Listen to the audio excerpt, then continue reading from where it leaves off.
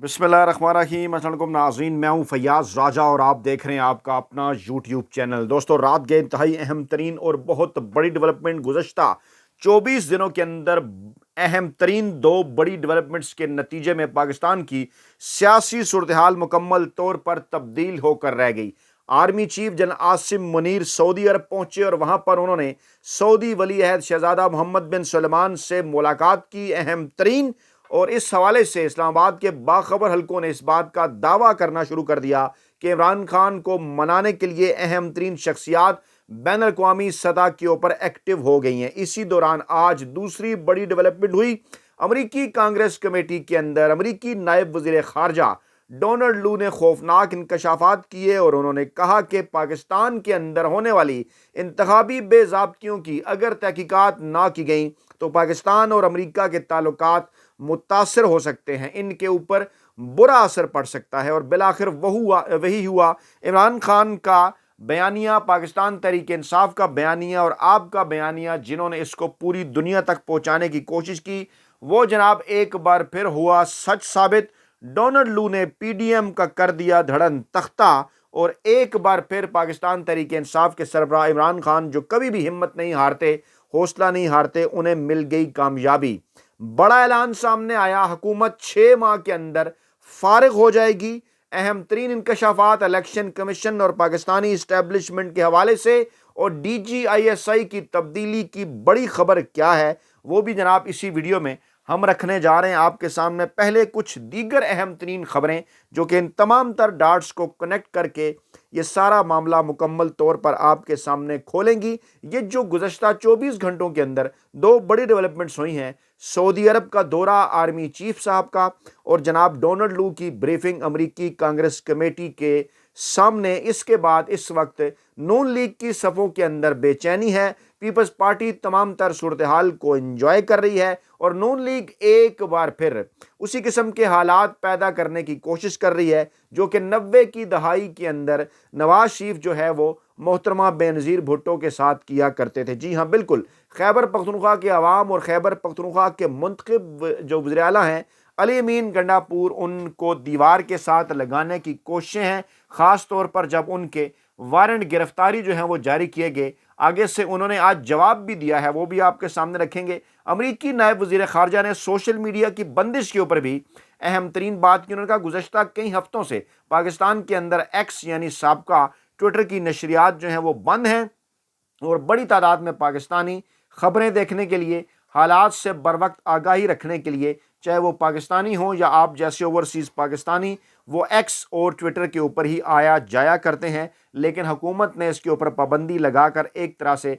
आज़ादी इजहार राय के ऊपर पाबंदी लगा दी है। और अब वजारत दाखिला के अंदर, जिसके मुतल्लिक चंद दिन पहले इसी प्लेटफॉर्म पर हमने आपको बताया कि PTA के चेयरमैन जो कि साबिक जर्नैल हैं, उन्होंने इन जिम्मेदारी नहीं ली थी। इंकशाफ किया था कि उनके पास किसी किस्म की कोई तहरीरी लेटर वजारत दाखिला का मौजूद नहीं है। लेकिन अब वजारत दाखिला का एक ख़त अदालत के अंदर हैरान कुन तौर पर सामने आया है और नए वजीर दाखिला मोहसिन नकवी साहब के आने के बाद, जो कि कहाँ से लाइन लेते हैं, अच्छी तरह से आपको इस बात का अंदाज़ा है। उनके आने के बाद यकीनी तौर पर उनको किसी वजह ही से लाया गया था। और अब जनाब सिंध हाई कोर्ट के अंदर वजारत दाखिला ने सोशल मीडिया ऐप एक्स की बंदिश के हवाले से जवाब जमा कराया है और मौक़िफ़ इख्तियार किया है कि हसास इदारों की रिपोर्ट्स पर 17 फरवरी को आइंदा अहकामात तक एक्स सर्विसेज बंद रखने का ख़त लिखा गया था और कहा गया था कि 4G सर्विस मुल्क की सिक्योरिटी और अवाम के तहफ़्फ़ुज़ के लिए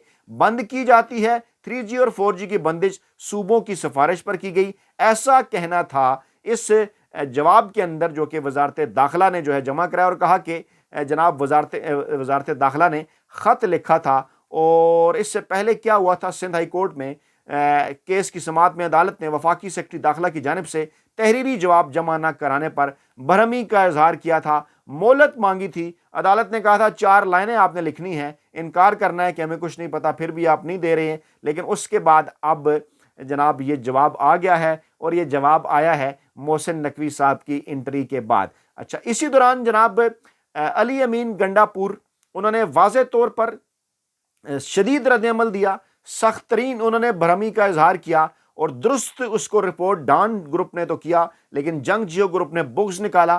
علی امین گنڈاپور کے وارنٹ گرفتاری جاری ہونے پر انہوں نے سخت رد عمل ظاہر کیا۔ انہوں نے کہا پنجاب اور وفاق کی حکومتوں کو شرافت کی زبان سمجھ نہیں آ رہی اور مجھے انہی کی زبان میں انہیں جواب دینا آتا ہے۔ خبردار انہوں نے کیا کہ ان کی پارٹی کی قیادت اور کارکنوں کے خلاف اگر کوئی کیسز ہیں تو ثبوت سامنے لائے جائیں، ورنہ کیسز ختم کیے جائیں، کیونکہ جو وفاق اور پنجاب ہے وہ صوبوں کو آپس میں لڑانا چاہتا ہے۔ سخت رد عمل دیا۔ انہوں نے کہا کہ انہیں شرافت کی زبان سمجھ نہیں آ رہی، انہیں شاید لگتا ہے کہ میرے صوبے میں آ کر مجھے گرفتار کر لیں گے، تو ایسا کر کے دیکھ لیں، عوام اپنے وزیر اعلیٰ اور اپنا تحفظ کرنا جانتے ہیں، اور کیونکہ ان کے اوپر 9 مئی کے حوالے سے کچھ جعلی کیسز ہیں، اور اب مریم نواز صاحبہ اور وفاق یہ چاہ رہا ہے کہ ان کو جو ہے وہ دیوار کے ساتھ لگایا جائے اور ان کے اوپر دباؤ جو ہے وہ بڑھایا جائے۔ اور علی امین گنڈاپور نے کہا مریم نواز، نواز شریف اور آصف زرداری پر ڈی اے خان میں FIRs ہیں، ایسا نہ ہو کہ پھر میں پولیس ان کے گھر بھیج دوں۔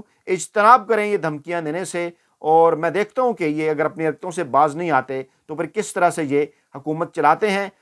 ہم گریز کر رہے ہیں لڑائی سے، جعلی FIR درج ہیں، لیکن یہ آئے تو پتہ چل جائے گا کس میں کتنا زور اور کتنا دم ہے۔ ہمارے کلچر کے اندر یہ بات نہیں کہ ہم یہ کلچر نہیں کہ عورت سے متعلق اس طرح گفتگو کریں، لیکن یہ ہمیں تمام تر چیزوں کے اوپر جو ہے وہ مجبور کر رہے ہیں۔ دوسری جانب جناب سجاد کیس ہے یہی جو علی امین گنڈاپور کے خلاف پشاور ہائی کورٹ سے ایک بڑی ڈیولپمنٹ ہوئی اور الیکشن کمیشن کو علی امین گنڈاپور کے خلاف کارروائی سے روک دیا گیا ہے۔ جی ہاں، الیکشن کمیشن کا نوٹیفیکیشن معطل کر دیا گیا، اور کاغذات نامزدگی پر اعتراض ایک وقت ہی ہوتا ہے جب اعتراضات کا وقت ہوتا ہے، اس کے لیے ٹائم اور دن دیا جاتا ہے۔ الیکشن کے جو ہوتا ہے نا وہ الیکشن کا پروسیجر، جو انتخابی شیڈول جاری ہوتا ہے، اس طرف اشارہ کیا علی امین گنڈاپور کے وکیل نے، اور کہا کہ اب کوئی کسی قسم کا اختیار الیکشن کمیشن کے پاس نہیں ہے۔ اور عدالت نے یہ بھی ریمارکس دیے، اور یہ بڑے دلچسپ ریمارکس ہیں، کہ سپریم کورٹ فیصلے کے تحت اب کسی ادارے کے پاس اختیار نہیں کہ وہ صادق امین کے سرٹیفکیٹ دے، اور کیونکہ یہ فیصلہ supreme court of Pakistan Nawaz Sharif کے حوالے سے کیس کے اندر جو ہے وہ کر چکی ہے۔ اس طرح سے منہ کی کھانا پڑی ہینڈلرز کو، مافیا کو اور سہولت کاروں کو۔ اسی طرح ایک اور کیس کے اندر لانگ مارچ کے دوران توڑ پھوڑ کا جھوٹا کیس جو عمران خان کے اوپر بنایا گیا تھا، مزید 2 کیسز میں عمران خان بری ہو گئے۔ اسلام آباد کے جوڈیشل مجسٹریٹ سہیب بلال نے کیسز کی سماعت کی، اور وہاں پر یہ ایک کیس تھا کہ بانی PTI اور دیگر ملزمان پر لانگ مارچ کے دوران لوگوں کو اکسانے کا الزام ہے، اور اگر پبلک کو عمران خان اور دیگر نے اکسایا تو پروزیکیوشن کو ثبوت بھی دینا ہوگا۔ ایسا کوئی ثبوت نہیں ہے، کوئی ثبوت عدالت کے اندر جمع نہیں کرایا گیا۔ ملزمان کے خلاف کیس چلانے کے لیے تمام تر ریکارڈ جو ہے وہ ناکافی ہے، اور مزید 2 کیسز میں اس طرح سے عدالت نے عمران خان کو بری کر دیا۔ ان کے ساتھ ساتھ شاہ محمود قریشی، پرویز خٹک، سیف اللہ نیازی، عامر کیانی، علی نواز اوان، راجہ خرم، فیصل جاوید، شیخ رشید اور شیری مزاری کو بھی بری کر دیا۔ اور گزشتہ روز بھی اسی طرح توڑ پھوڑ کے 2 کیسز میں عمران خان کو بری کر دیا تھا اسلام آباد کی عدالت نے۔ اس طرح تمام تر کیسز اب ایک ایک کر کے اپنی موت جو ہے وہ مر رہے ہیں۔ وہ تمام جھوٹے کیسز جو کہ بنائے گئے تھے عمران خان کے اوپر، وہ آہستہ آہستہ اب وہ جو اس کو کہتے ہیں نا کہ جو ان کا انجام ہونا تھا، اپنے اس انجام کی جانب جو ہے وہ بڑھ رہے ہیں۔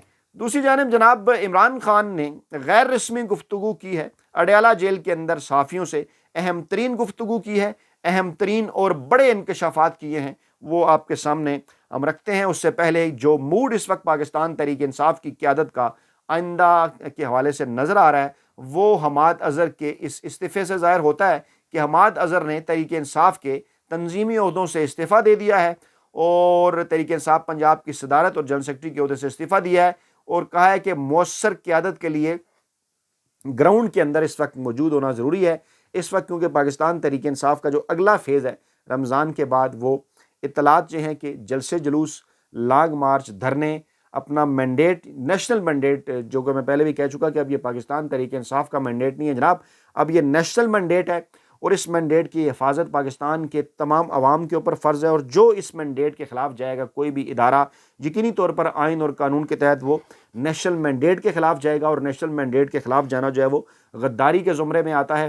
اور اس حوالے سے واضح طور پر ایک میسج پاکستانی عدلیہ اور پاکستانی اسٹیبلشمنٹ کو عمران خان کی جانب سے دیا جا چکا ہے کہ وہ کسی صورت اس معاملے کے اوپر کسی قسم کا کوئی سمجھوتا نہیں کریں گے کہ اس طرح سے حکومت جو ہے وہ چلتی رہے اور پاکستان تحریک انصاف جو ہے وہ خاموش ہو کر بیٹھے. ایسا نہیں ہوگا. اور گراؤنڈ کے اندر کیونکہ نوجوان قیادت کا موجود ہونا ضروری ہے اور پنجاب کے اندر بھی ایک فرنٹ فٹ کے اوپر پاکستان تحریک انصاف ایک مہم چلانا چاہتی ہے, تو ایسے لوگ جو کہ روپوش ہیں یا جن کے اوپر کیسز ہیں, جن کے اندر حماد اظہر صاحب بھی تھے, انہوں نے سوچ بچار کے بعد استعفیٰ دیا ہے اور کہا ہے کہ جناب چیئرمین تک براہ راست رسائی اس وقت ضروری ہے لوگوں کی, اور میں بطور پارٹی کارکن جو ہے وہ کام کرتا رہوں گا. میری جگہ پر قیادت جو ہے وہ ان لوگوں کو دی جائے جو کہ اس وقت گراؤنڈ کے اندر موجود ہے. اچھی ڈیولپمنٹ ہے, یہ اچھا کہنا چاہیے کہ ان کا ایک نقطہ نظر ہے اور یقینی طور پر اس کی تعریف کی جانی چاہیے. عمران خان نے واضح کر دیا کہ IMF پروگرام جو کہ یہ نام نہاد حکومت لینے جا رہی ہے بلکہ لے چکی ہے, جس کے نتیجے میں پاکستان کے اندر گیس کی, بجلی کی, پیٹرول کی قیمتوں میں ممکنہ طور پر اضافہ ہو جائے گا, جو کہ دیوار کے اوپر لکھا ہوا صاف نظر آ رہا ہے. عمران خان پہلے بھی پیش گوئی کر چکے ہیں کہ حالات جو ہیں وہ سری لنکا کی طرح کے ہونے جا رہے ہیں پاکستان کے اندر, کیونکہ جس قسم کا ماحول پیدا کر دیا گیا پاکستان کے اندر کہ معاشی عدم استحکام کی وجہ کیا ہے, کیونکہ پاکستان کے اندر اس وقت سیاسی عدم استحکام ہے, اور سیاسی عدم استحکام کی وجہ کیا ہے کہ پاکستان تحریک انصاف کا راستہ روکا جا رہا ہے, جو پاکستان کی مقبول ترین, مشہور ترین اور عوام کے اندر مقبولیت رکھنے والی سب سے بڑی سیاسی جماعت پاکستان کی 7 اکائیوں میں, 4 صوبوں میں, وفاق میں, کشمیر میں, گلگت بلتستان میں, ہر جگہ پاکستان تحریک انصاف کے پاس مینڈیٹ, جس کو زور زبردستی جو ہے وہ اس سے چھیننے کی کوشش, بلکہ وہاں پر تو کشمیر اور گلگت بلتستان میں چھین بھی لیا گیا, باقی پورے پاکستان کے اندر بھی اسی قسم کی جو کاروائیاں ہیں وہ کی جا رہی ہیں. اس ماحول کے اندر عمران خان نے بات کی ہے اور انہوں نے دعویٰ کیا ہے. ایک بات ذرا ذہن میں رکھیے گا کہ اب تک عمران خان جتنی پیشن گوئیاں اور جتنے بھی دعوے کر چکے ہیں, الیکشن میں جیتنے تک اور اس سے پہلے بلے کا نشان لینے تک, کیسز تک, عوام کے گھروں سے باہر نکل کے پاکستان تحریک انصاف کو بڑی تعداد میں ووٹ ڈالنے تک, ایک ایک کر کے وہ تمام کے تمام درست ثابت ہوئے. آپ اس کے اوپر کمنٹ ضرور کیجیے گا اور بتائیے گا لکھ کے کہ کون کون سے ایسے عمران خان کے دعوے اور پیشن گوئیاں ہیں جو کہ مکمل طور پر درست ثابت ہوئے. اب عمران خان نے کیا کہا ہے؟ انہوں نے کہا کہ یہ جو موجودہ PDM کی نام نہاد حکومت ہے یہ 6 ماہ سے زیادہ عرصہ نہیں چلے گی. یہ بڑی خبر ہے جو کہ عمران خان کی جانب سے دی گئی. یقینی طور پر ان کے اس دعوے کے پیچھے جہاں ان کی سیاسی سمجھ بوجھ ہے, وہیں ان کے پاس اہم ترین انفارمیشن اور آئندہ جس تیزی کے ساتھ حالات پاکستان کے اندر بدل رہے ہیں اس کے اوپر بھی ان کی گہری نظر ہے, کیونکہ آج بین الاقوامی سطح پر بھی عمران خان کا یہ موقف واضح طور پر تسلیم کر لیا گیا. جان بوجھ کر انجانے میں, سمجھتے ہوئے نہ سمجھ کر, جس طرح بھی ڈونلڈ لو کے منہ سے براخل جو ہے وہ سچ نکل گیا.